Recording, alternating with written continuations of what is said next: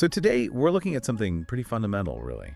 It's about how we navigate our futures just by talking about what we want. And our guide for this is maybe a bit unexpected.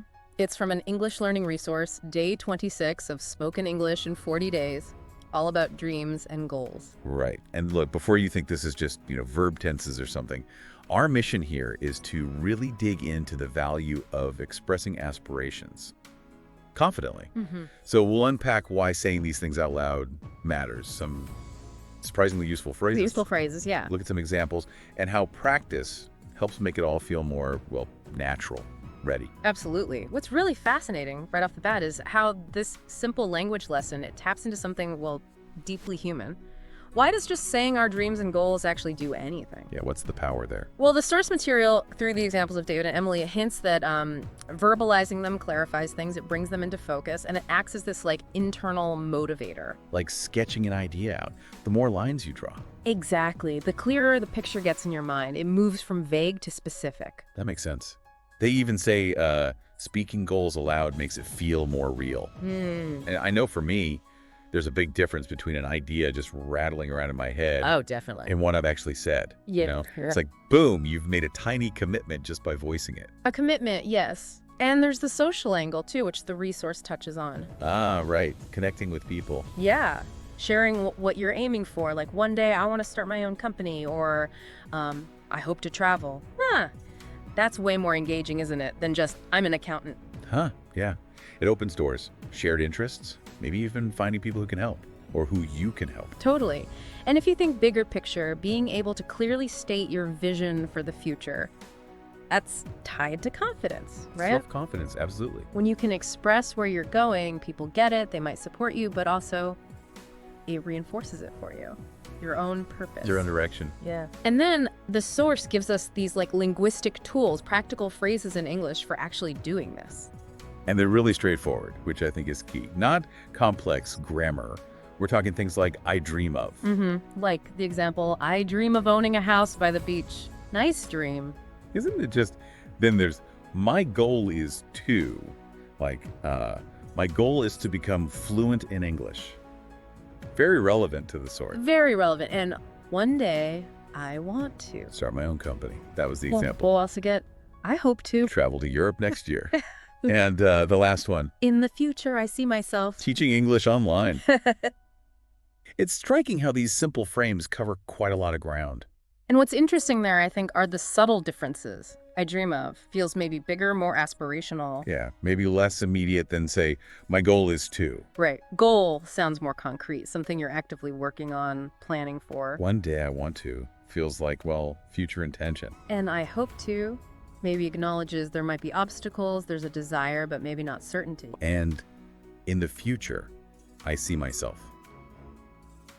It's like painting a picture, isn't it? Visualizing. Exactly. Different shades of meaning for different kinds of aspirations. And the source also pushes repetition, saying them out loud. Which isn't just about getting the pronunciation right, is it? No, I think it's more about embodying that language, physically saying, this is what I want. Yeah, that makes a difference. Hearing your own voice stated. It makes the abstract feel more real, tangible. Definitely. Then they use David and Emily's examples, which was smart, I thought. Makes it relatable. Very relatable. So David dreams of writing a book on language learning. His goal is to travel and meet listeners. And Emily, she dreams of a YouTube channel. Teaching English through stories, yeah. And she hopes to learn Spanish. What stood out for you in those examples? So firstly, like you said, relatable. Sharing knowledge, creative outlets, learning. Yeah. Lots of people connect with that. True. And secondly, the way they react to each other, positively, encouragingly. That's a really good point.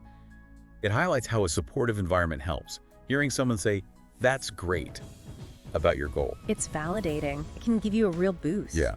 And thirdly, it directly leads the listener, you, to think, okay, what about my dreams? Which mirrors the prompt in the original lesson. It becomes personal. Exactly. And that takes us right into the interactive bit, the questions they pose. Ah, yes, the practice questions. What's one big dream you have? What goal are you working on right now? And where do you see yourself in 5 years? Those aren't trivial questions, are they? They push you to articulate some pretty significant things. Like a mini future planning session almost. It is. And crucially, the source wraps this in encouragement, saying mistakes are okay. Which is vital, not just for language learning, Right. but for anything ambitious. Absolutely. That fear of saying it wrong or it sounding silly, it can stop you before you even start. So the emphasis on just speaking it out loud, even if it's not perfect, Is key. Action, expression, that's how you move forward. then it loops back, reinforces those key phrases again. I dream of, my goal is to, I hope to, one day I want to, in the future I see myself. Like handing you the toolkit again. Yeah. And the core message, dreams give you direction, and speaking about them gives you power. Simple, but profound, actually. It really is. What we've kind of pulled from this, basic English lesson is actually a pretty powerful insight, how language shapes our intentions, connects us to our own aspirations. It's a reminder that saying our dreams out loud isn't just for others, it's for us. It helps solidify them for us, builds that confidence to take the first step. So wrapping this up, you tuned in, maybe looking for quick insights, those aha moments, and maybe you didn't expect it from an English lesson source.